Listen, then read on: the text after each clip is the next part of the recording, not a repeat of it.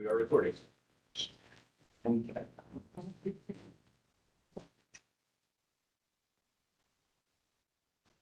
morning, everyone.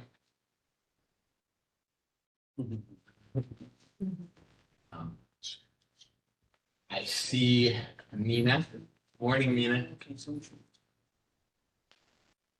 Morning, everyone. Morning. I see Alex. Hey.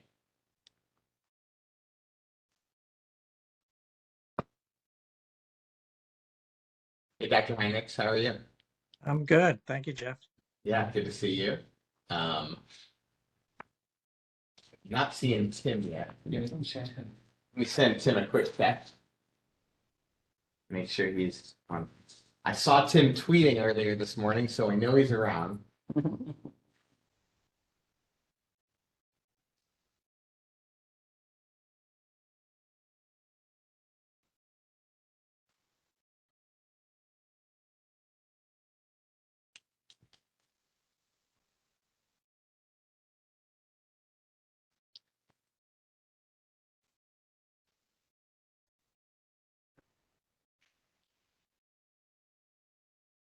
I'm gonna text Bishop Hankerson as well.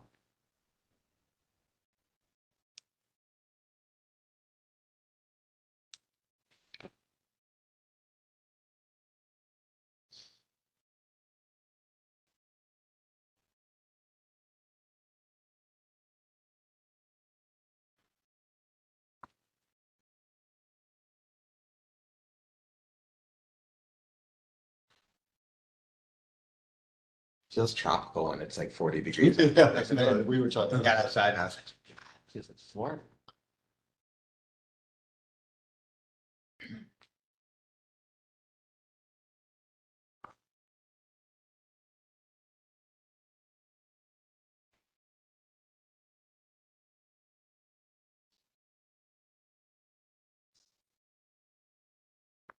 There he is. Okay. Hey, Tim.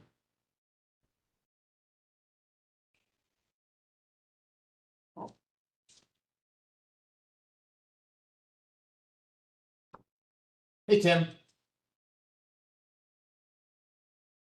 Good morning. Oh, I was on mute, sorry. That's okay. That's okay. I said WebEx is fun. Sarcastically. Sorry about that. And I was doing that thing to you that I've had happen to me before where like you're trying to deal with your WebEx and then the person who you need to get to the meeting with texts you, calls you, and emails you, and you're like, if I reply to all these things, I won't be able to get on the WebEx. Yeah, right. I apologize. Thanks for jumping on. Why don't we go ahead and get started? We've got a quorum. We will hope that that Bishop Hankerson joins us shortly. He told me that he did plan to join us, and so but we do have a quorum, and so why don't we get started and call the meeting to order?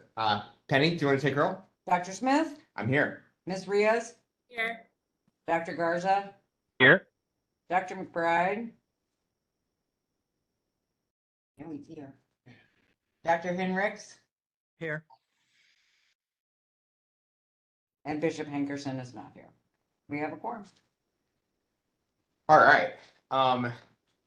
Well, the first thing that I would like us to do today is to vote on a new chairperson because I have moved very recently back into the city.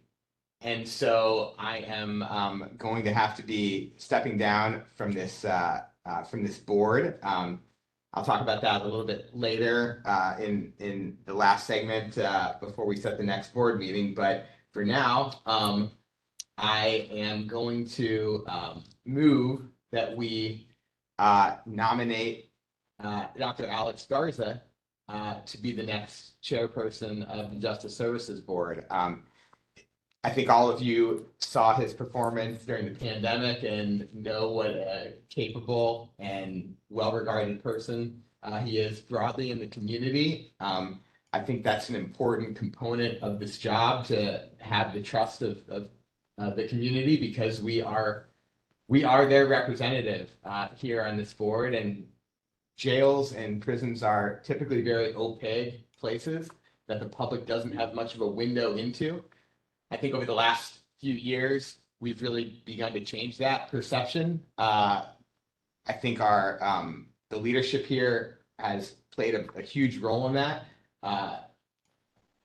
Both Doug and Scott's openness and the way that they've led their teams. I'll talk more about this a little bit later as well, but the way that they've led their teams to open up this facility to us has played a big role in that. And so I think Dr. Garza's profile in the community will be a critical component of his service here. I think here on this board, we've seen his diligence and thoughtfulness in digging into the health side of our work. And so in every way, I'm thrilled to be passing the torch to him. And I move that we now make him our chair starting next month. Is there a second to the motion? Second. Is there any discussion? I couldn't have said it better than yourself. Alex is, well, Dr. Garza, I'll call him. And he was wearing a handsome red tie for the occasion. So he's one of the true leaders in the city and county. We have a very capable board. And Jeff, you've done a great job in leading us. And I'm sorry to see you go. Because, it's been, as you say, it's been a rocky time. All three of us have been on this board from the beginning. So I think Alex brings that experience with him. But you've taken us through, what is it, like 3 leadership changes. So I appreciate all the work you've done, but I have no doubt that Alex can take the baton.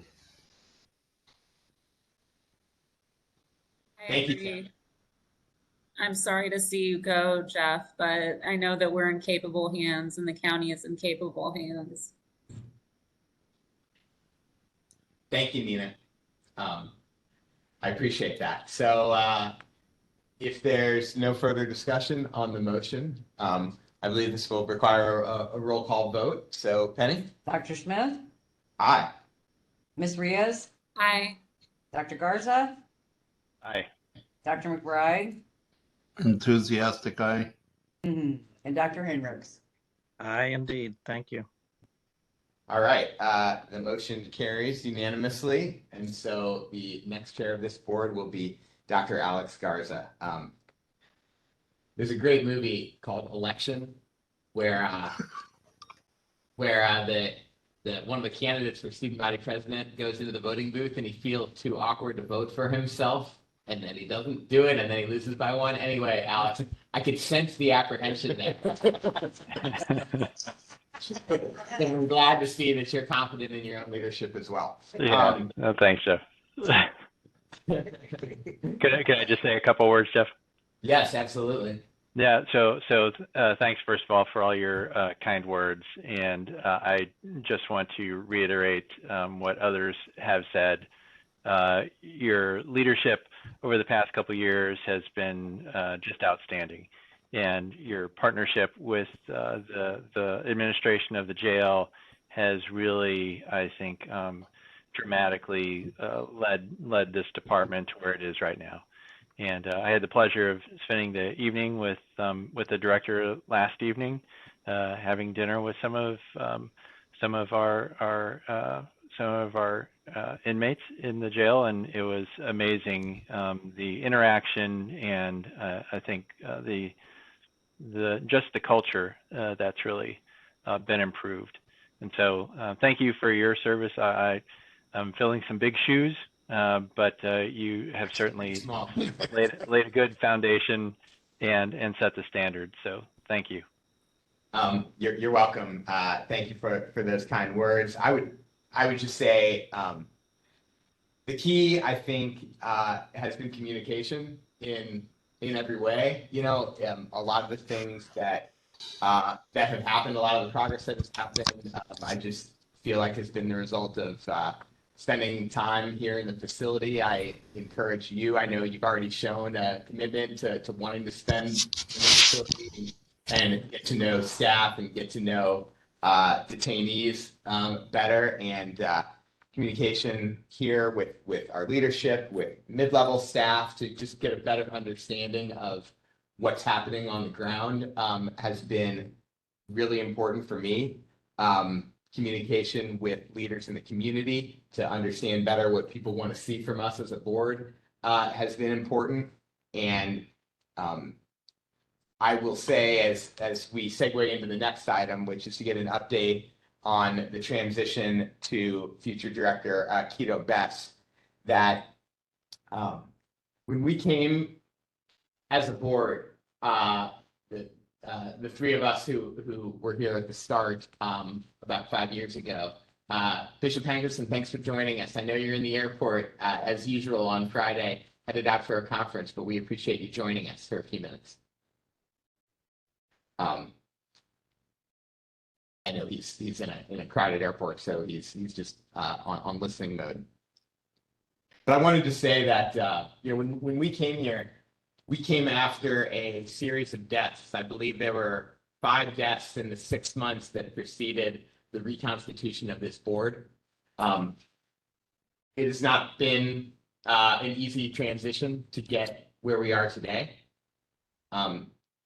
There was a time when I think a group of people in this facility who were not necessarily in leadership, but had a stranglehold, if you will, on a lot of the activities in this facility, were creating a culture that became pretty toxic. And I think with the initial appointment 3 years ago now of Doug Burris to the director role, was the most consequential single moment in the turnaround of this facility. Doug came in when he was already retired. He didn't need to come in, didn't need the money, didn't need anything to do, had other things to do. And he came in and one by one looked at both from a personnel perspective and from a programmatic perspective, looked at things that needed to be done to change that culture and begin to fulfill the vision that we had, I think, as a board, to turn this into the most humane and rehabilitative facility, local facility in the country. And everything that Doug has done and that Scott Anders did, Doug's former deputy in his former role and deputy for a while here, who then became the director, their joint effort in weeding out some of the individuals who had made this a toxic place and beginning to tell staff that we are here and detainees are here, but it doesn't have to be us versus them every day. And if they're miserable, if we're miserable, they're going to be miserable. And if they're miserable, we're going to be miserable. And instead, we should all turn this into a place where nobody's thrilled ever, I think, to walk into a jail or to be in a jail, but it doesn't have to be like that. And it can be a place where staff and detainees have a mutual respect for one another. And that kind of respect and collaborative attitude and listening, both to frontline staff, mid-level staff, managers, and listening to detainees about what could change the culture here, has been the hallmark of Doug's leadership here. So I want to thank you. I'm really, it's been one of the great public service experiences of my life to be able to collaborate with you. And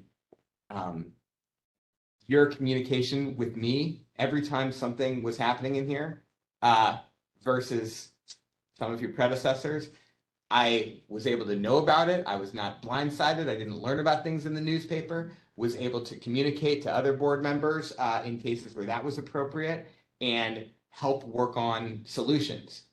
So I've really appreciated your problem-solving approach, your quiet leadership, and your your respect for everyone here, including the detainees. Thank you.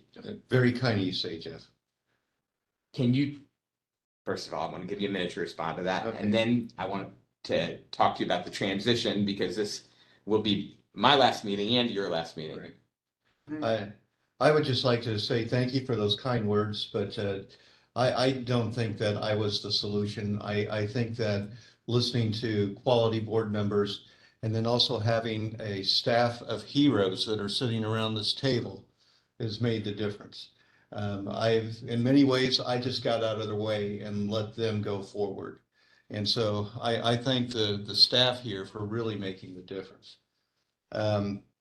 I know that we are handing this off to Mr. Best, who, as we're speaking, is putting his last load on a trailer in snowy Minnesota on his way to check into his new place here in the St. Louis area tomorrow. So we're thrilled to have Tito coming on board. He purposely has made his schedule to come here early, so he'll be a part of some transition activities before he starts. We're setting up numerous appointments for him. I have talked with him daily for probably the last 3 weeks, and I think we're going to have about the smoothest handoff that you could possibly imagine. He has a great deal of passion to keep the good that we have going. He has some ideas on expanding the good that we have going, and I could not imagine a better fit for this position. Well, great. I've been fortunate to be able to spend time with Tito over the last few months and get to know him. And I'm really excited for his leadership. I'm glad that I think we'll have a great partnership. The partnership we've established will continue. A lot of the time when things are going in a way that we prefer they go differently, sometimes we have addressed that quietly with you behind the scenes. Other times we've addressed it publicly here. And I think both methods are necessary going forward. But I'm really excited for his leadership. And I do want to give a quick shout out to Scott Anders, if he's listening, or he's on a beach. I don't know where he is, but he did a lot of hard work and I think when you came back after his time at the helm, I think you found things even better than how you left them. Absolutely. In fact, I called him when I saw some of the stuff that he had in place and was working, like I said, with the other heroes in the room. And I called him and said, well, you sure teed this up for me, and I can't thank you enough. All right. Enough of the mushy stuff. Things aren't perfect.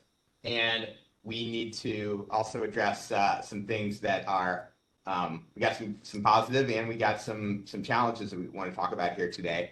The biggest challenge is that the census count is up, and it's up pretty significantly. A few days ago, I think we were at like 1154. I don't know if we've gone down at all this week, but I know that that's bordering on full, we're getting close to full capacity here. And anytime you've got a jail that's bumping up against capacity, I think you have increased concerns about security. We also know that, we want to be kind of a canary in the mine shaft for broader issues in the community. What's going on out in the community that's leading to this, spike in people here. And so we want to call attention to that as well. So I'd like to get a presentation from Aaron. We'll do the full dashboard a little bit later in the agenda, but Aaron, I'd like it if you could kind of address I think this has been driven by an increase in low-level detainees primarily. And we want to understand a little bit better why you think there's been either that increase in activity out in the community that's leading people here, or has it been an issue with a slowdown in the courts, or is there something that needs to be happening on the diversion side? Right. Here, just if you could give us a mix of kind of like statistics Yep. and your best hypotheses for what's going on here. Sounds and help the different systems address it. That'd be great. Yeah, so I have some spreadsheets that I'll share, and I think I'll start off by saying this is one of those cases where the set of data that's available to us is not universal in the sense that like I don't have direct measures of what's going on in the courts or what's going on in the community, but I think that with looking at the data that we do have and using some of the things we have as proxies for those things, I think it's kind of pretty clear to get a picture of what's going on. So I'll share my screen and then we can go over some of this data.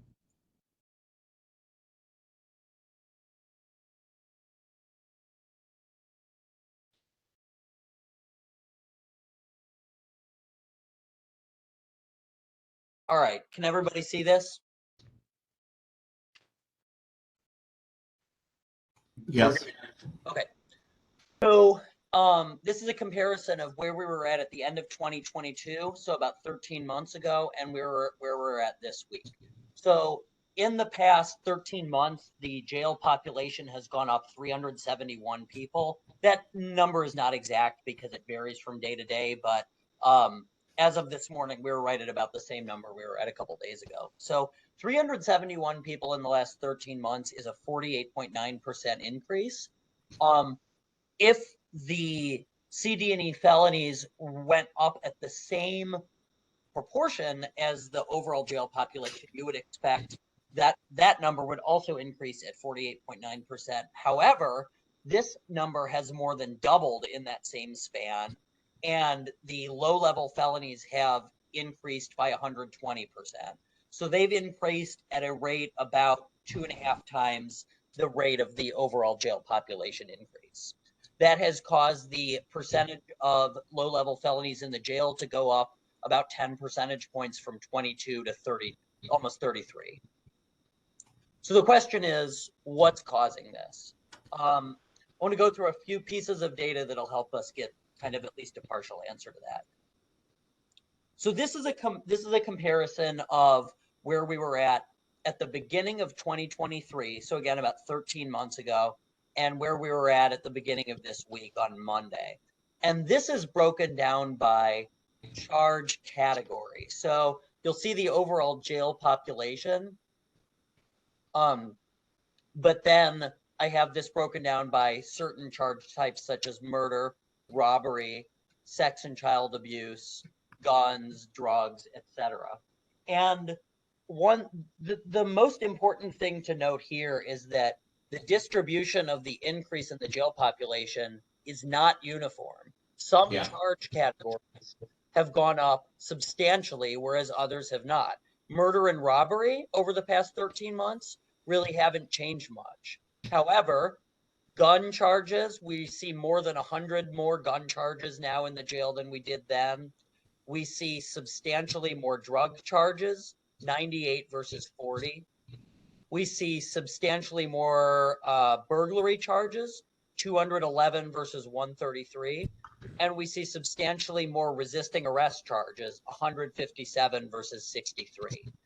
You'll notice that in general, across these different charge types, the less serious kind of the nature of the charge is, the more that the charge has tended to go up.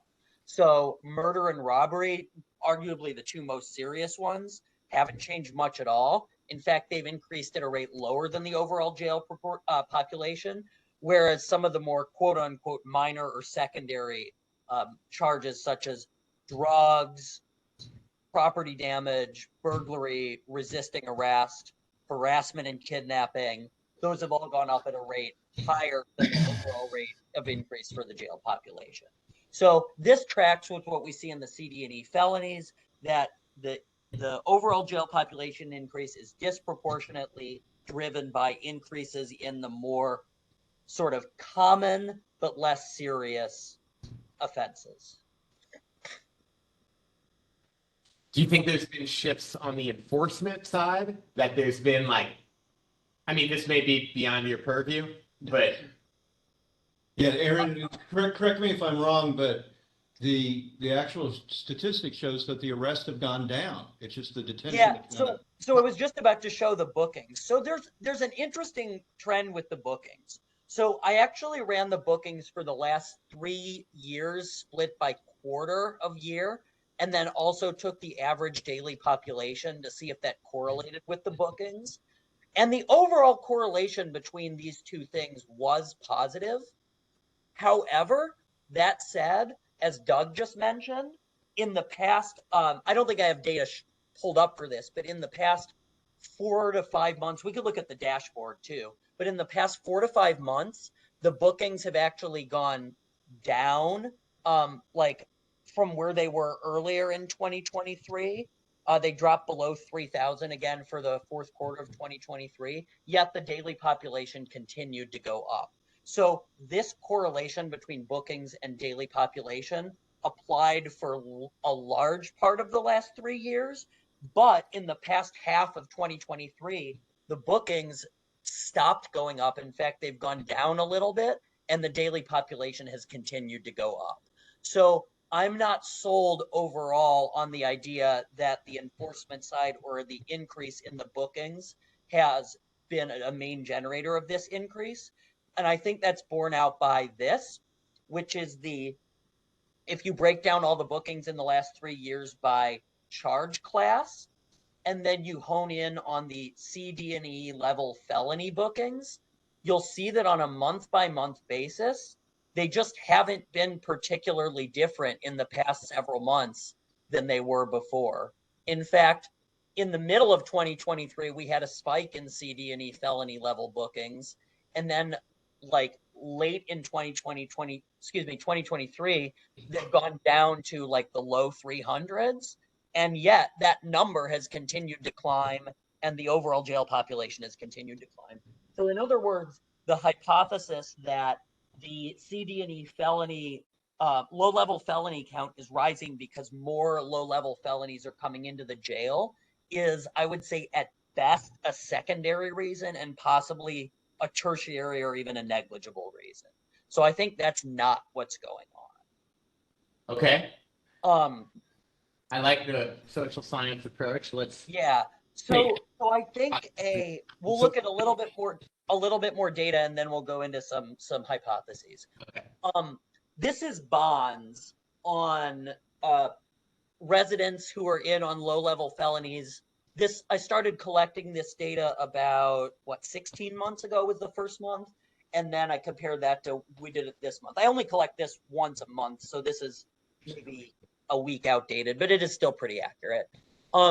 And if you look at the number of low-level felonies in the jail now versus 16 months ago, it's overall 110% increase. But what really stood out to me here was that the people who are in the range of having bond dollar amounts over $100,000 and over $200,000 for low-level felonies increased at a rate way higher than the overall rate increase for the CD&E felonies in general. So in September of 2022, we had 31 people here on low-level felonies who had bond dollar amounts of $100,000 or more. And then this month we had 98, almost 100. So this number here has about tripled. Well, this number has only about doubled. And I don't have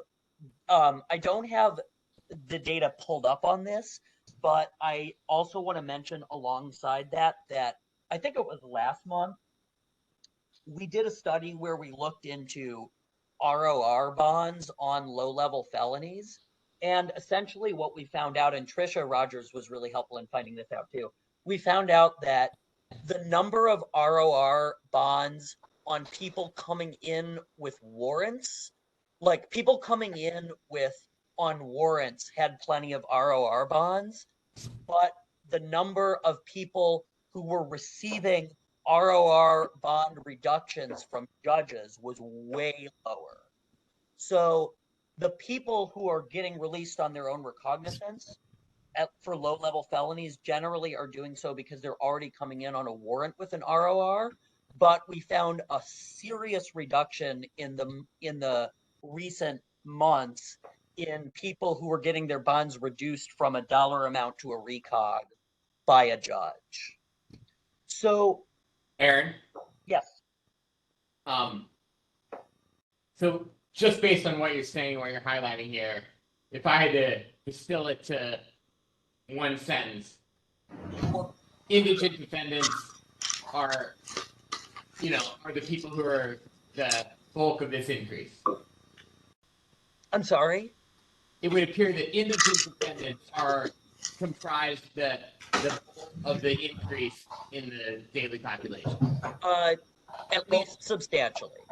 Okay, so do you think that has there been are judges systematically like are we getting just like much higher amounts that they're requiring? I would say it is our qualitative observation that we are seeing both higher amounts and higher and potentially maybe a lower level of willingness to reduce those amounts. Okay. Because people people come in and then they go through bond hearings. Right. And it's pretty hard to get data on bond reductions from our database because the bond amounts get overwritten when they're changed. So there isn't like a really good way of getting before and after data on that. However, that said, from observations that we've made and from sort of like weekly bond tracking data that I keep, it definitely seems like bond reductions, especially bond reductions on low-level felonies that are reduced to ROR bonds, are scarce right now. Okay. What about, so there's that organization, the Bail Project, which posts bonds for, I think, a lot of low-level detainees. They remain active, don't they? They are still here. I don't know. I don't have data on the frequency that they, like the number of people that they've posted on lately. We might have that data somewhere, but I don't have it. Doug's got some information on it. Right. The bonds are getting to a level that do not meet the criteria. They've gone so high that the bond project's not able to post those bonds. Right. So The Bail Project has a limit on the dollar amounts that they can post. Right. And the Bail Project is still an incredible organization to work with. Sure. We're very fortunate to have them working with us. The other thing, Jeff. Oh, I'm sorry. Go ahead. No, you go ahead. The other thing, Jeff, that I wanted to mention is that there have been times when we've heard that certain judges are particularly resistant to lowering bonds on particular types of cases, oftentimes those involving guns. Okay. All right. And that would explain why we have 120 more people here with guns than we did, Yeah. a year ago. Yeah. Okay. This is illuminating. What questions do board members have? So I raised my hand, and Aaron, I really appreciate your analysis. As Jeff said, sort of social sciencey type analysis, and it gets to a lot of the questions that I think a lot of us are having. And frankly, it's kind of a different answer than I might have had at the end of last meeting. A thought I'm having is, and I think it's pretty compelling, especially what's on the screen right here. And I was leaning towards asking a question about, a puzzlement I had, and I don't own a gun. I guess I shouldn't say that because somebody will come to my house, but I don't know much about guns. So I was wondering why people were ending up in the jail for gun violations. So what these gun violations are, but then you were sort of leading us towards, it's not the violations, it's sort of how they're being adjudicated.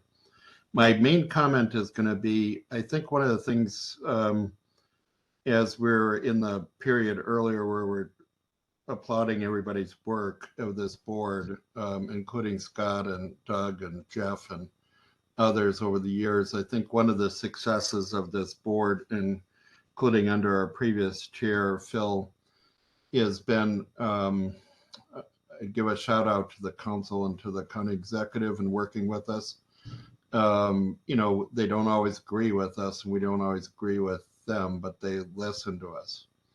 And when we spoke out about some of the things going on in the jail, when we spoke out about the lack of staffing in the jail, we got a real audience. And as I read the papers, and I could be wrong, but as I read the papers, there's some challenges in the county right now in terms of budget. And if the jail's having some stresses, I guess the comment I'm going to make is, you know, our role on this board here is to serve the citizens of St. Louis and to the council and the leadership. And I think it may be helpful for them to hear some of the story, to know what's going on and to why the census is rising. And this is a pretty compelling story that I think you're telling. And it's not to point fingers necessarily, because, you know, I think it still is an open question about what's going on. You know, yeah, I don't know. I'm not going to say whether 100,000 or 200,000 is appropriate or not appropriate, but it's just, it raises some questions. And you know, I think they need to know why the jail population is going up, and it's got to raise the budget. And you know, there's a cause and a consequence. And you know, if that's the right thing to be doing, then the consequence is going to be, you know, more stress on the budget of the jail and on the staffing and all that. So that's the comment I would make. I could be wrong about that, but that's just sort of my point of view. Thank you, Tim. Do others have comments or questions? Yeah, this is Dr. Heinrichs. Aaron, have we looked at whether the, you know, given the fact that the vast majority of the jail is pre-trial, is the judicial system slower at this point? I mean, because of more volume, because of the cases just not moving to trial as fast? Do we have data on that? I'm not sure. I don't have data pulled up right now. I have heard people mention slowdowns in the courts, but I do think that if slowdowns in the courts, if the actual time of slowdowns in the courts was the primary factor, I would think that we would see more of a difference in the length of stay numbers. When I'm looking at the dashboard, and the length of stay numbers, I mean, they bounce around, but they've been relatively consistent over the past year or so. I do think based on talking to people, it seems like slowdown in the courts is a possibility. I don't have the data like on that or pulled up on that, but I don't think that that's I don't think that the effect of slowdown on the courts is probably as high as the effect of the overall sort of philosophy and decision making in the courts, you know, regarding bonds and regarding choices on bond reductions and stuff like that. I can't say that it isn't a factor. In fact, I bet it is a factor because I have heard a lot of people talk about it, but I doubt that it's the primary factor. Thank you. Okay. Thanks, Dr. Heinrichs. So we're looking at all these different potential factors. We're looking at law enforcement. We're looking at prosecutorial behavior. We're looking at judicial behavior. We also have this MacArthur Foundation funded population review team. Doug, oh, sir, Well, look, you can finish your statement, but I do want to add. Yeah. No, go ahead. Okay, so Tim just excellently brought up the impact of not only the jail staff, but justice services, but you have to even consider the staffing impact it has on corrections medicine. Yeah. We're a fraction, like if you look at our staffing model, we're a fraction of the staff of justice services. So just imagine the impact on health services as the population grows. So Yeah. I just wanted to put that on the page as well. Yeah, thank you. And that's Ernest McDonald, who we're going to hear from shortly on Medicaid enrollment. Yeah, and Dr. Baride, I would just like to echo what you were saying. We've increased in excess of 120 people, and based on our daily rate, that's adding to the budget of over $5 million a year to the jail. The Yeah. good news is if we look at when we go over the dashboard, we'll look, but based on the number of residents that we've added, it's been a godsend to have added the number of staff because our staff to resident ratio actually has gotten better, if anything. Yeah, I think those last three comments that were made are really important. You know, I can't guarantee, I don't know about the corrections medicine side. I yeah, can't yeah. speak. But you know, the $5 million number is important. And, you know, again, I'm being agnostic on whether this is the right number of people that need to be in the jail. We don't know. That's up to the courts to decide. But I think the council and the county executive need to know that those extra dollars that are being spent are the result of a long series of decisions that are made. Right. And including, you know, why people are being arrested on the street for gun violations, for drug violations and all that. And, you know, if you think that's the right thing to do, you got to have staff in the jail and you got to have dollars spent in the jail. So, and if you don't, you know, if you don't want to fix that, well, then, you know, deal with that. And Tim, I think, you know, what you're saying, maybe a little more diplomatically, is that like if the jail, you know, DJS comes back before the council and is saying we need more money, it's not that DJS is a broken record just asking for more money. It's that the issues and challenges that DJS is experiencing is a consequence of things happening upstream. Yep. And if people don't grapple with why those decisions are being made upstream, then it's going to be more expensive here to continue having a secure and safe place. So I hope we are shining a light a little bit. I know there's at least one, you know, council person who's interested in this and who I've talked to about some of this stuff, and hopefully we'll see some conversations about, you know, what's some of the things that Aaron is talking about today. Doug, do you want to talk? I know you wanted to weigh in on the population review team piece or respond to something that I said. Right, and that's with the MacArthur organization, we are really trying to do everything. They are trying to do everything they can to assist us. We had our population review team meeting yesterday, then afterwards had a lengthy conversation with Dr. Huebner. And we really are trying to throw everything we can at the wall to see if it'll stick. But there are going to be I wish it was just one thing that we could fix, but it's not. It's multiple things, as Aaron has so wonderfully summarized. And so we're just going to have to keep attacking everything and coming up with every idea that we possibly can. Okay. Aaron, thanks for, you know, I think I emailed you like 2 or 3 days ago on this. So you put together some good information on short notice. I appreciate that. And we'll circle back with you in a few minutes on the regular dashboard. Okay. Yep. Thanks everyone. Yeah. Thank you. Okay. The next 2 items I think are a good demonstration of what I was talking about a half hour ago when I offered the little tribute to Doug. They're examples of his vision of a facility where as many detainees as possible, and this is something that Nate Hayward has had a big role in as well, and Randy Holman and others in implementing this vision, a vision where as many detainees as possible are constructively occupied. because being constructively occupied creates a culture of striving, of hope, of possibility.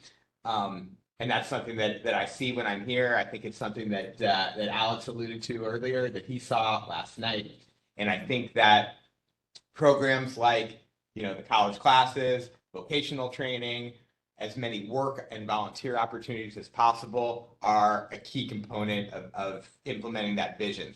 So, and when we get to the next item, a healthier place, which Ernest is going to talk about. But first, can you talk about the new beauty and barbershop classes? Actually, we're going to have Michael Kramer Okay.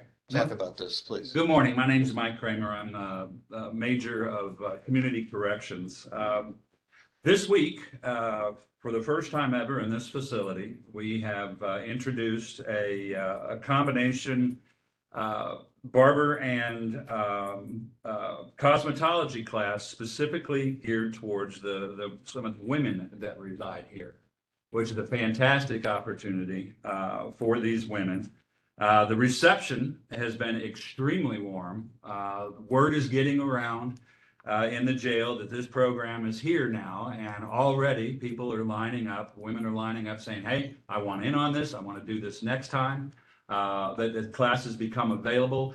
Currently the classes run for about 6 weeks, and the way that this works is actually very similar to the men's barber classes, and it's pretty darn intelligent.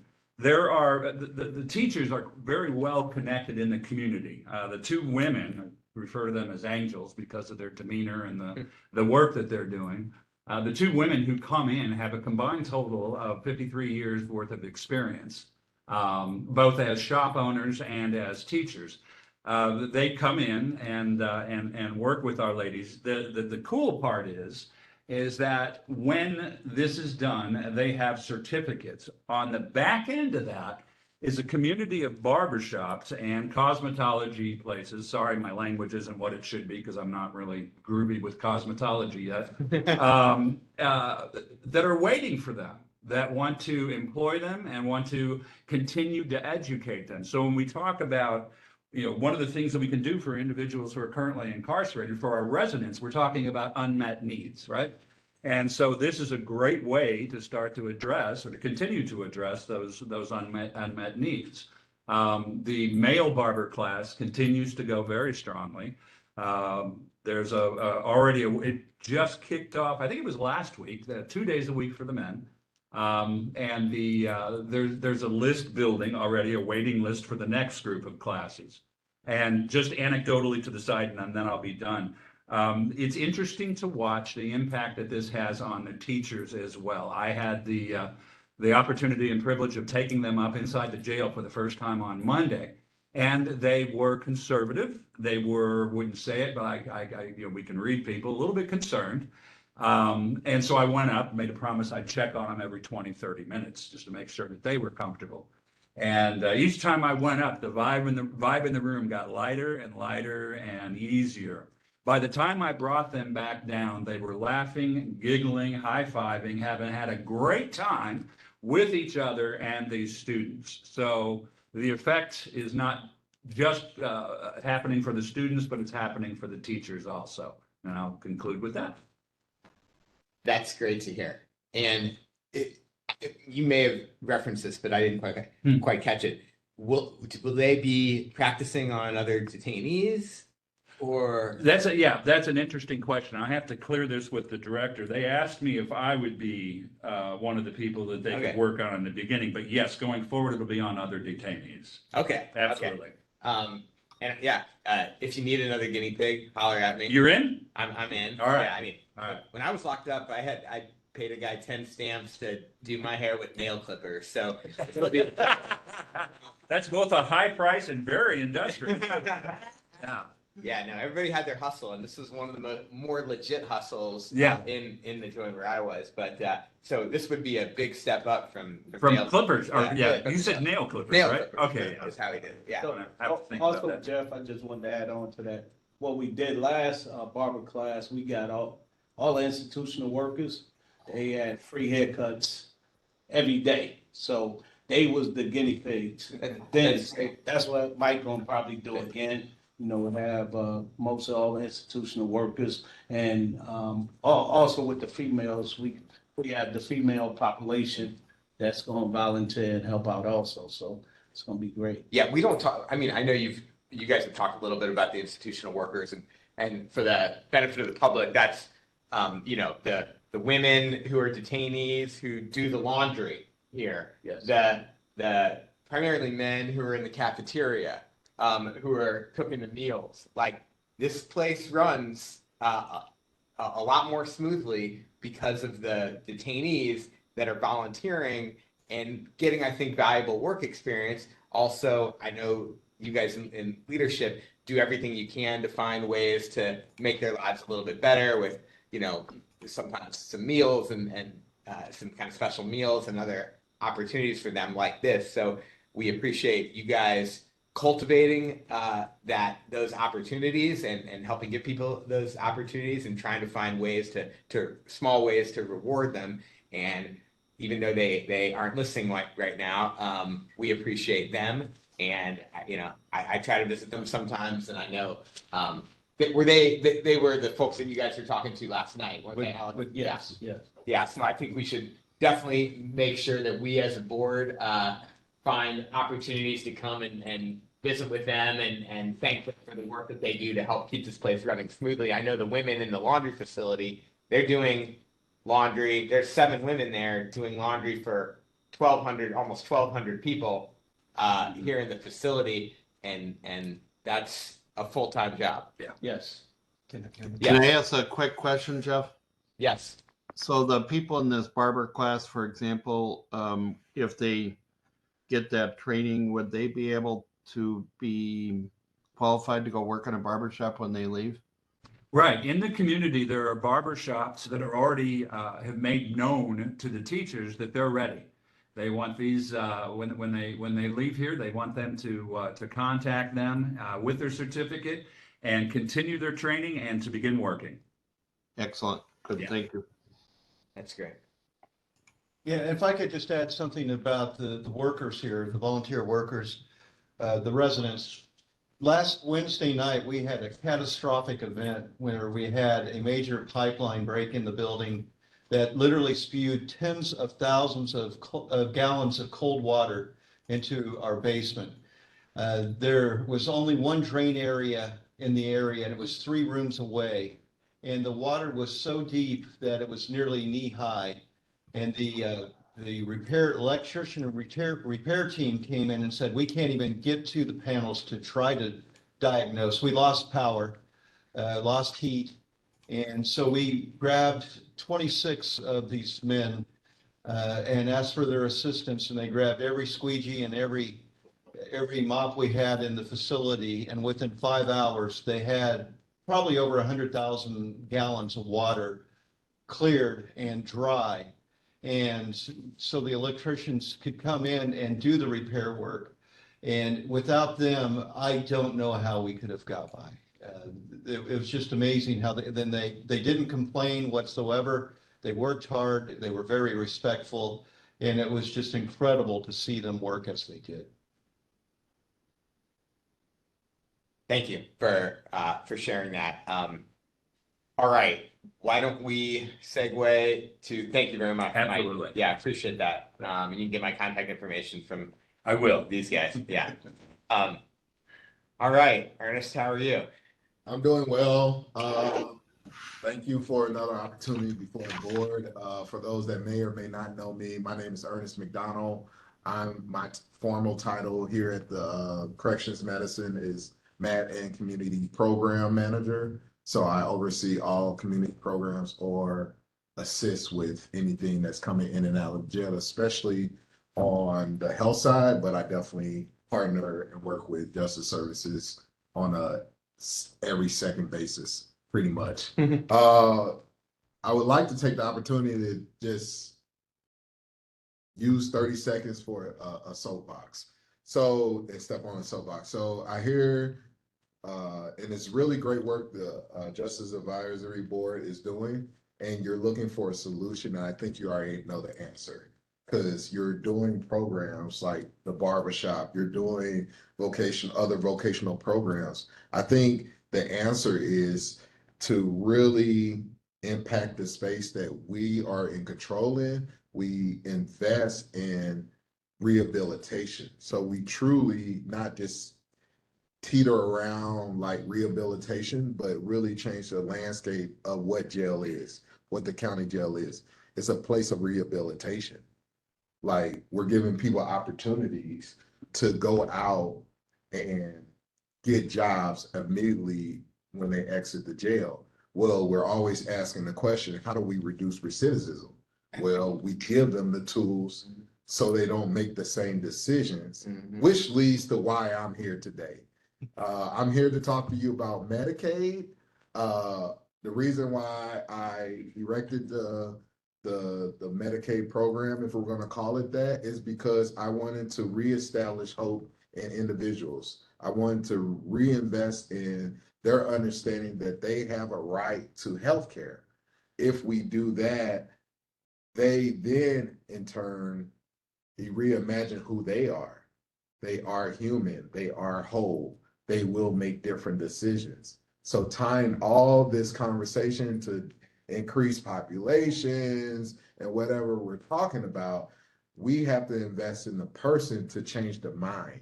If we don't change their minds, they're going to reoffend, they're going to come back.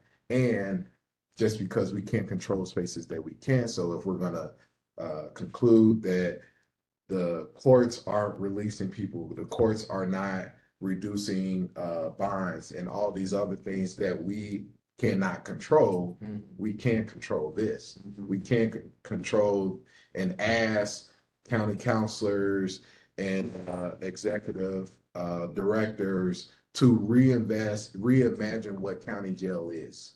Invest in the programs, because if we invest in the programs, then are not just a pocket of the population benefit, but the whole population benefits. So there's plenty. I mean, honestly, you've only seen what I've done with the MAT program. You've only seen the reason why I'm here today with the Medicaid program. And the Medicaid program is supported by volunteers. We don't have the staff to send up and capture the whole population of the jail. So mainly I operate my main intern, which is an undergrad at WashU. He runs or helps me with coordinating the training that it takes to become a volunteer at the St. Louis County Jail. And he's made it a seamless process. So they go in via, website, they complete all their forms. I get notified, I do a background check with Justice Services. They do training with Missy, and boom, they are able to come up here, whether it's 9-11 or 3 to 5, and do Medicaid applications, then which we send to the state. The reason why it's easier to start the process here at the St. Louis County Jail is because we don't have to check as many boxes. We know where they live. We know that they're unemployed, so we don't have to report all these different things to the state. So when I'm sending to the state, the residents then now are getting their own in mail approved applications. Last time I checked, we've completed upwards of 377 applications. And it's a slow drizzle growth base because we're operating off volunteers. Yes, we do have community workers that are employed by the Department of Public Health, but again, our staffing model is considerably lower than that of Justice Services. So as we get more volunteers, we're able to impact the space at a greater rate. Therefore, because my goal is whatever the population is today, 1,150 something, whatever, everyone should either have an application pending or already be identified as having health care. But Penny was able to send out our process. She's also was able to send out how I work with Appleseed, Missouri Appleseed, in expanding not only Medicaid services or enrollment to other jails. So I've been in communication with the St. Louis City Jail. I've been in communications with St. Genevieve and that population of other institutions are growing. I think we have the opportunity to change the landscape of jail period across the landscape of the entire nation. Because as you can see already, me personally, I'm not saying that I'm sure all the justice services staff are getting the same calls. What are you doing at the St. Louis County Jail? And we're answering that. So why don't we invest in those programs, because we can change the Missouri, we can change the world right here. And I think we're already on a few different fronts, have become a model for other jails throughout the state. I know that you referenced Missouri Appleseed. Liza Weiss over there has been spreading the word about what's happening here to other jails throughout the state. So super positive, especially since we know that a couple things that meaningfully reduce, according to research, meaningfully reduce the likelihood of recidivism are, people who can hold a steady job. You're much more likely to be able to hold a steady job if you're healthy. Yep. And people's health challenges are one of the main things that cause them to lose a job. Yep. I know you are passionate about medication-assisted treatment, and that's something that we've really built out when I first started on the board 5 years ago. There really wasn't much happening in that space here at the county jail. That's another area that's considered a national best practice where we've, become a leader on that. And, God knows with everything happening throughout the state, the fentanyl crisis, we need to have other jails adopting, medication-assisted treatment, despite the fact that, culturally, there is some resistance in some other places to doing that, and a lot of people have a different kind of worldview on how to become sober. But the overwhelming evidence that I've read in medical journals suggests that a combination of approaches, including medication-assisted treatment, supplemented by therapy, is the best practice. Yep. So we appreciate your leadership in that space particularly. We appreciate your leadership on Medicaid enrollment to help people get a healthcare home when they get out of here and be healthier. So anything, And some things coming down the pipeline. So Yeah. I'm definitely, as always, in partnership with Justice Services, we're about to introduce peer support specialists. So we plan to actually credential individuals that are housed upstairs with lived experiences to help and assist those that suffer from substance use disorder. that are housed here, Housed that here. are in recovery, Say it, and that are, say it. okay. Okay, yeah, you're there. I'm saying all those things. Lived experience with mental health Yeah. that are doing well Okay, upstairs, good. they're thriving upstairs. Good. And I thought that we should be able to empower them just like we're empowering those male and female residents with giving them the tools to be barbers and Cosmetologist. Cosmetologists. Yeah. I think that's another avenue to one that will greatly impact our operation as a whole, but it's another way to employ them as they re-enter the community that we serve.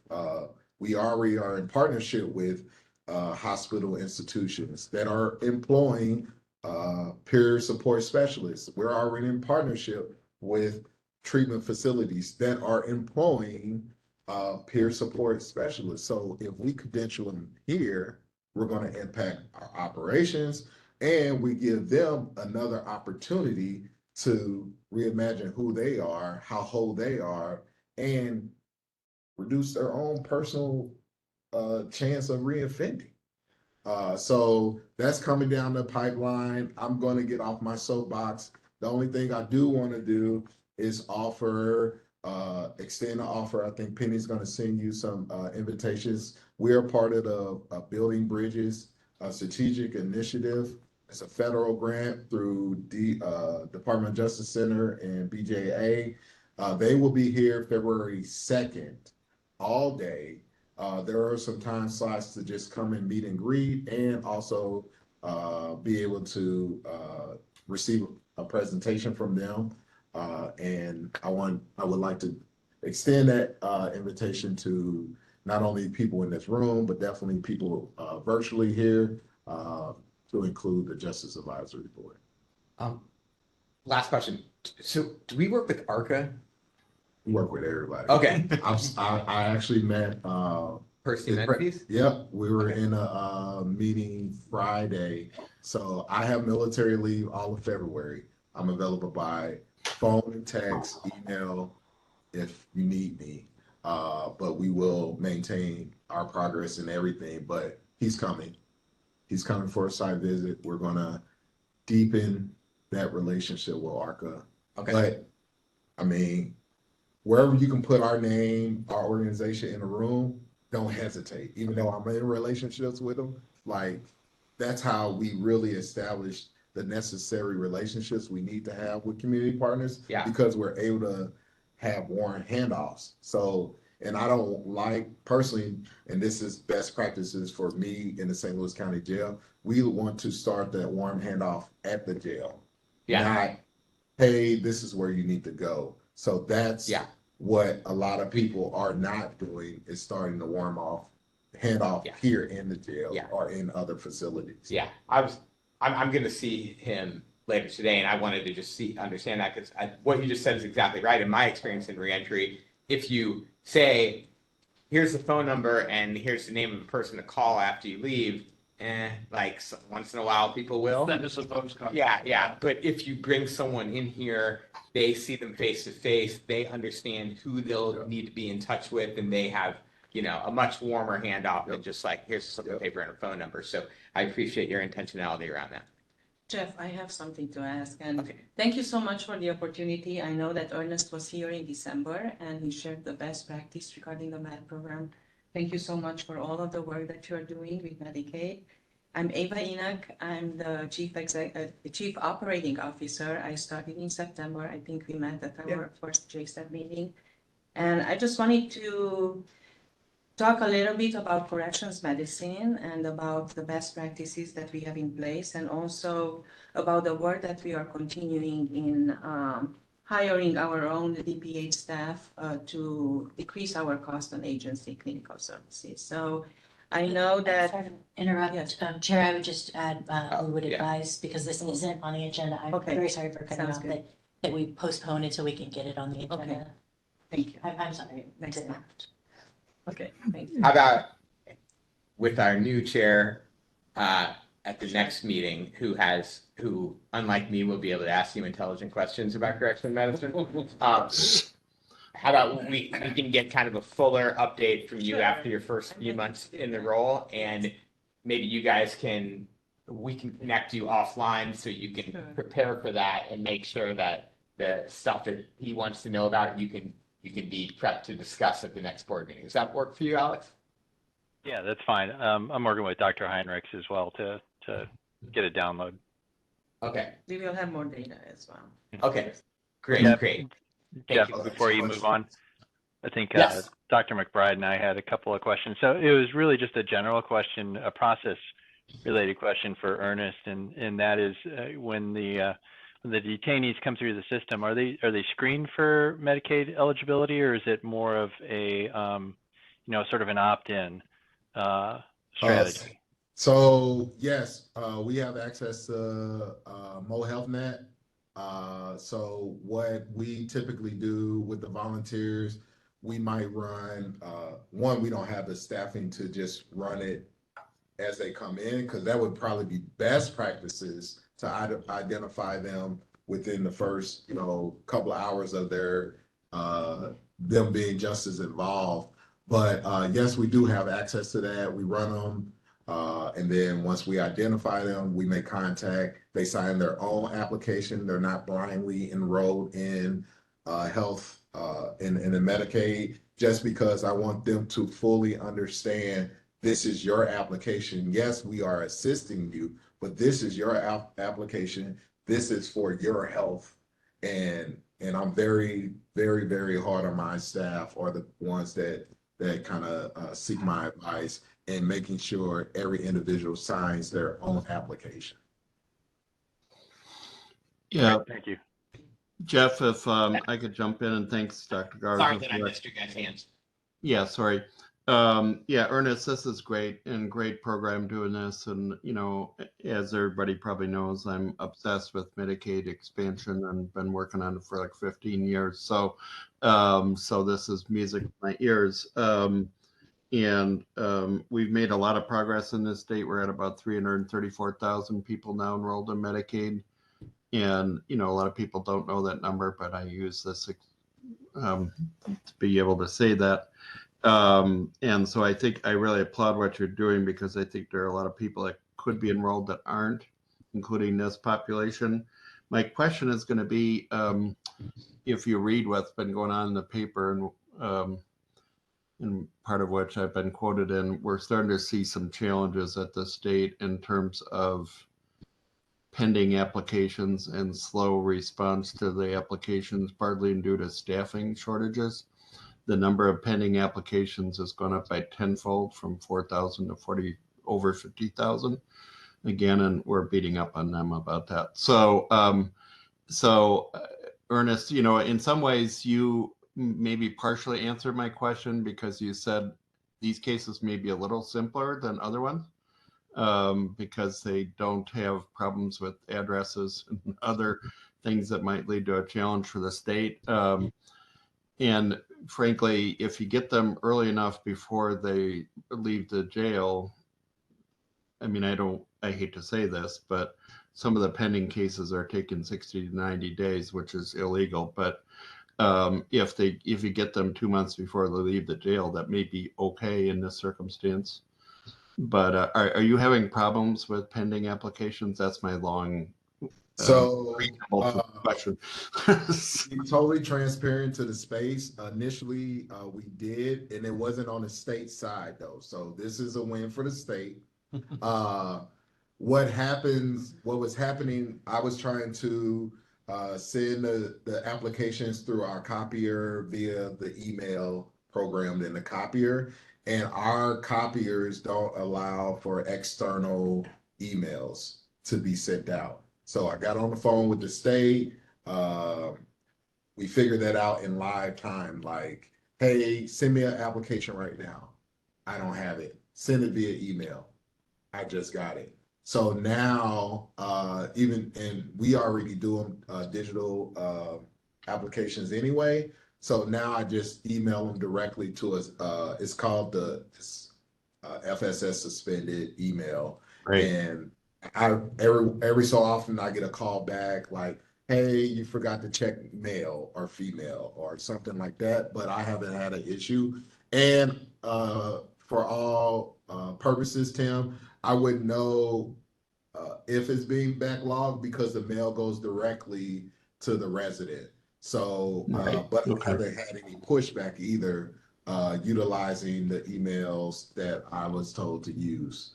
And I know for certain that people are getting enrolled, because when I'm walking through the jail, said individuals will, applaud and show a sense of hope, because they're saying, hey, Mr. McDonald, I got my mail.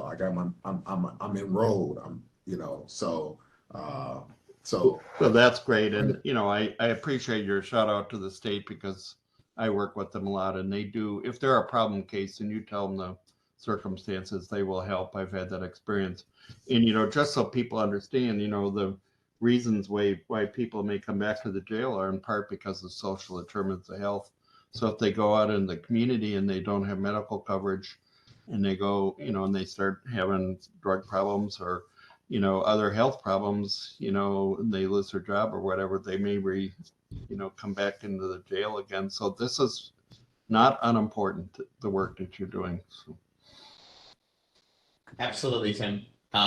Thank you for that. I sometimes forget that we've got the state's preeminent expert in Medicaid enrollment and expansion here on our board. So Anything else, Tim, that you want to talk to Ernest about? Are you guys connected offline? No. Okay, I'll make sure that you guys are. So, and I'll make myself available to anyone here, or feel free to pass my contact information. Let's get coffee. I want to hear more. Whatever that looks like, I'm more than willing to sit down with anyone. I'd love to do that. We could sit down for coffee, Ernest. So. Okay, we'll make sure you guys are connected. Okay, thanks, Tim. Why don't we go back to Aaron unless there's anything else, Nina? Okay. Dr. Heinrichs, you got anything? No, I'm good.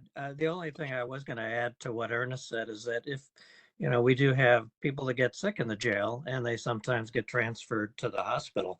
And if they have Medicaid, then that lowers our expenses because the hospital can use Medicaid for their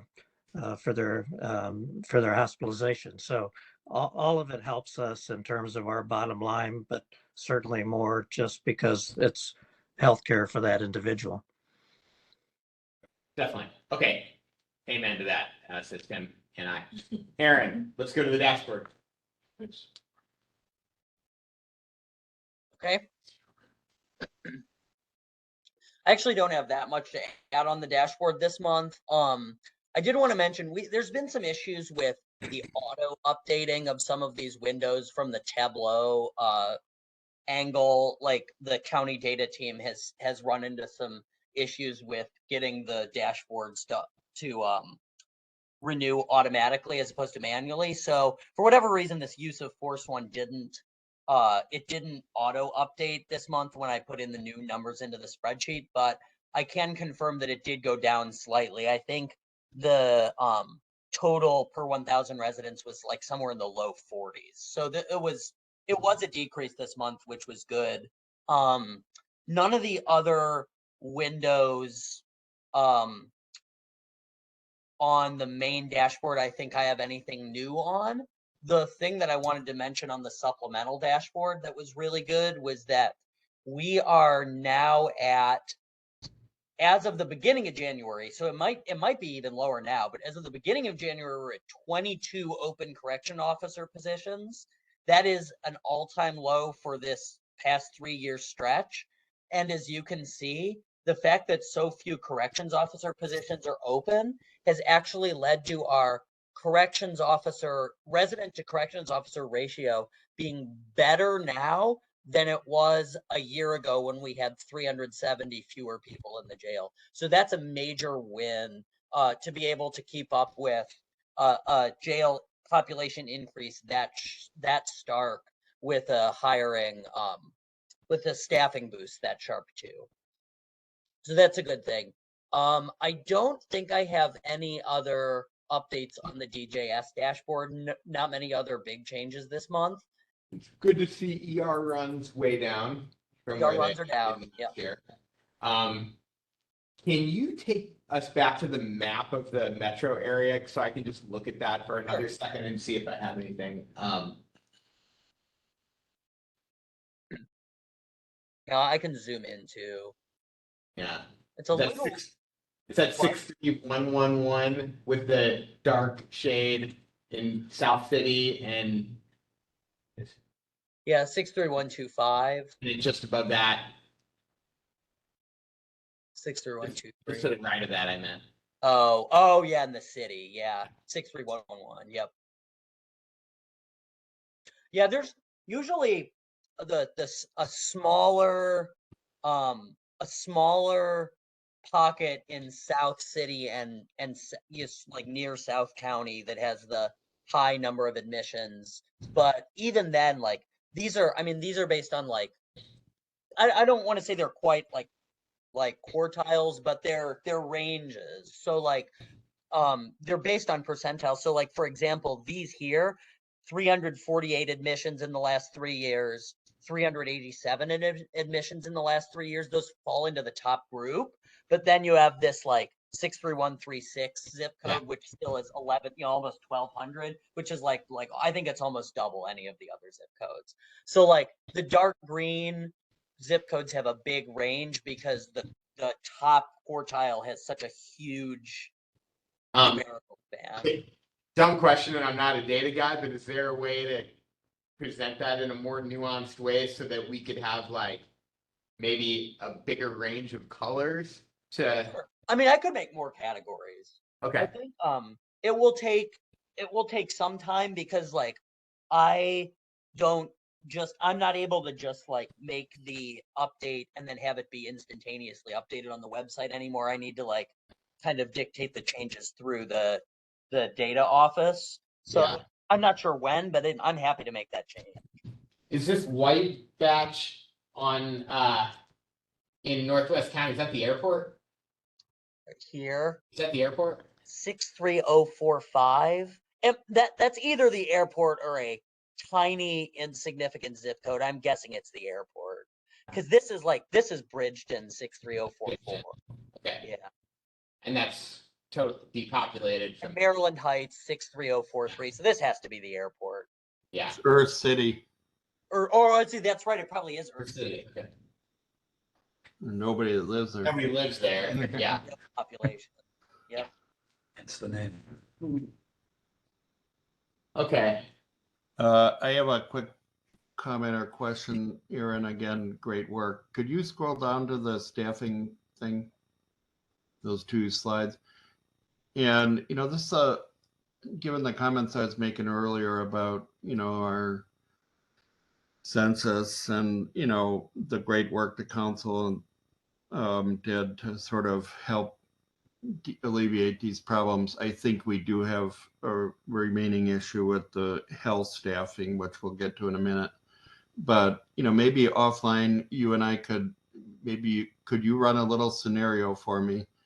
Like what would happen? I love simulations. So like what would this staffing ratio had looked like if we had had the same staffing as we did back, say, in 2023 when it was a peak before we did all this hiring? Right. So like when we had 81 open COs. Yeah. But if the population were still as high as it is today. Yeah, if the population were as high as it were today and we had 81 openings, right? What would if you could just shoot me that number, or I'm sure I could go on your dashboard and kind of figure it out, but I can. It will take 10 seconds. It'll be. Yeah. Yep. So, and again, I think the council and the county executive need to know that the work they did to deal with this, in my opinion, helped circumvent more problems that are costly in terms of unrest and all that.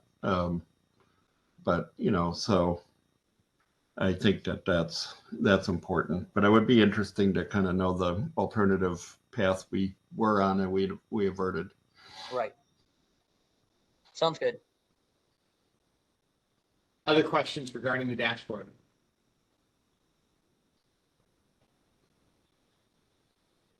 Okay, should we go to medical? Yep. Thanks, Aaron. Yeah, so for medical dashboard, I am not sure what anybody wants to see. I didn't notice any huge changes this month, but if anybody perused this and found anything that they wanted to see, I updated this yesterday, so we have the December data now. I think Tim had a question about, what was this? Oh, before you go to the staffing, could you zoom in on the mental health? Yeah, I mean, that remains high, and that's just sort of worth pointing out. It's not different than last month, but. No, and these 2020, like this stretch here is still, as I've mentioned before, there was a data glitch with some of these, and these numbers here like are basically still like in review. So the ones where the bars are really low, I wouldn't take that I'd take that with a grain of salt, although I will say that for these numbers here, they are still higher than the numbers we had in 2021 and 2022. And which were probably, well, that wasn't during COVID, but anyways, it's okay. Thanks. Yep.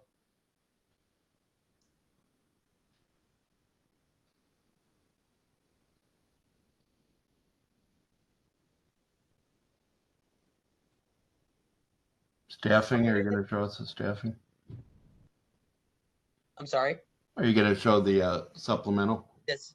Oh yeah, we can. Well, I can. Did you mean this or did you mean the other one? The other Oh. dash. Oh, there's the open. Okay. Right. It is lower than it was. I mean, there was a point in 2021 when it was at over 50%. 50 positions or 50%? This is percentage of open corrections medicine positions. Oh, okay. Holy crap. And Excuse me. 18.3 now. So. Do you want to comment on this at all? So yes, we are continuing our strong work. And I think when you look at the dashboard, we actually started to work on new data that can be added to that. We studied that communication, and I can present on that next month. That'd be great. And I think those numbers, as we answered last month, are due to increase in access. So.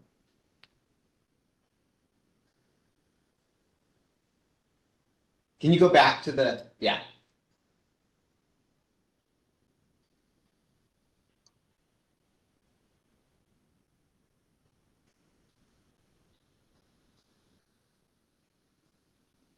I don't think there were any like important changes on the secondary dashboard for medical. So Can you scroll down a little bit, just a little bit?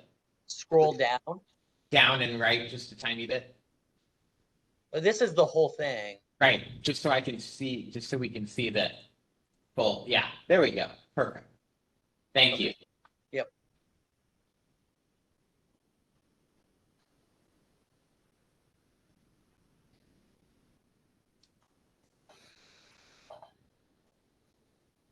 Does anybody else have any questions for me?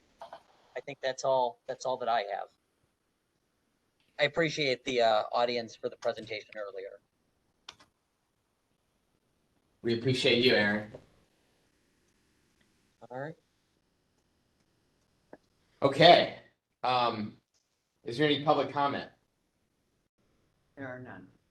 There are no public comments. We saw from all the dashboards a lot of positive indicators.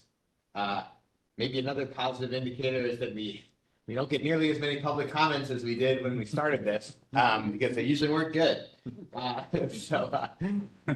I do want people to be paying attention, and I think we all take our charge seriously, and we really do want to engage community members to use us as a vessel for people's thoughts and aspirations for what our jail can be. So to the extent that anyone is listening or relaying this to others, we all encourage that kind of feedback, and I know that Alex Garza will continue that openness and welcome for community members to be a part of this process. Relatedly, I've received word, been working with the county executive's office on a replacement for me, and then we have a second opening that on the board, and we are hoping to get back to full strength. And there are two people who I believe have just kind of gone through the vetting process, and we expect will be named to this board next week. Both have a tremendous amount of one has a tremendous amount of specific expertise in this space. Another is a veteran and extremely accomplished community leader. So two different perspectives, two, I think, very valuable sets of experiences that they'll bring to this board. So I'm really excited for them to join the rest of you on here, and we'll be learning more about that in the coming days. So thanks once again. I love serving with all of you guys. This is, been involved in public life in one form or another for 2 decades, and this has truly been one of the most rewarding experiences of my public service to be a part of this and see the change that we've been able to make in the culture here at this facility. So thanks to all of you, my board colleagues. Thanks to all of you here in this room for everything that you do every day to make this a better facility and to make this community a healthier one, a safer one, a more humane one. Thank you all. Hey, Yes, Jeff, is this about ready? We're about ready to close? we are ready to close and set the time for the next board meeting. Yeah, before you close, I applaud, we already did the mushy part to thank you before, but, again, thank you for your service. And my question is this Doug's last meeting as well? It is Doug's last meeting as well. Indeed, I think Keto will be sworn in a couple weeks here. He'll be sworn in on February 9th at 3 o'clock in the county council's meeting room at the Roos Building. That's February 9th, a Friday at 3 o'clock. And I would encourage you to attend. So, in addition to the kind comments you said about Doug Burris and Scott Anders, and yourself, Jeff, I mean, I think the difference in the jail from when I first joined the board is like light years difference. And I think, there's all the people that are around that table deserve a lot of credit. The Scott and Doug deserve a hell of a lot of credit for their hard work. And, wouldn't have happened without them. And the support of the council and the county executive should be mentioned as well, because I think they were sort of all in on this and they listened to us, even when they were not always happy to listen to us. And I think we've been an active board that, told things like they were. And, when I got named by the county executive, he said, you're independent. You should tell it like it is. So, and that's, if you know me, that's what you get. So, and I think we've done that as a board, including the members that are no longer on this board, and Phil Duvall and others. So, but in particular, Doug, and really appreciate your service. Being a public servant is not easy these days. And, and I really think, I think it needs to be said how hard it is to do these jobs. And Godspeed to you. So. And that's so kind of you to say, Tim. And if you come into the swearing in, I think you may see me with a different hairstyle, because I am going to be the first guinea pig. Oh. We had to buy some equipment for the ladies, and one of the things that was required for this, I wanted to show you, was the smocks that we got. And I hope you can see this. St. Louis County Jail Barbershop and Beauty Shop. So, That's cool. yeah, we're ready to get them active, and we're really looking forward to them to being active in the community as well. All right. Well, thank you, Tim, for those words. So everyone can mark their calendars for February 9th, swearing in of Keto Best at 3 o'clock, and then the next board meeting, February the 23rd at 9 a.m. And maybe I will tune in and offer public comment. You never know. Tim, I put the number for you in the chat. Yeah, that's a pretty interesting number, 8.7 versus 5.7. That's pretty dramatic. So that shows what investment does. So. All right. If there's no further business coming before the board, any further comments, then I move that we adjourn. Is there a second to the motion? Second. All those in favor, say aye. Aye. Aye. All those opposed, say no. All right. The meeting is adjourned. Thanks, everybody. Thanks. Jeff.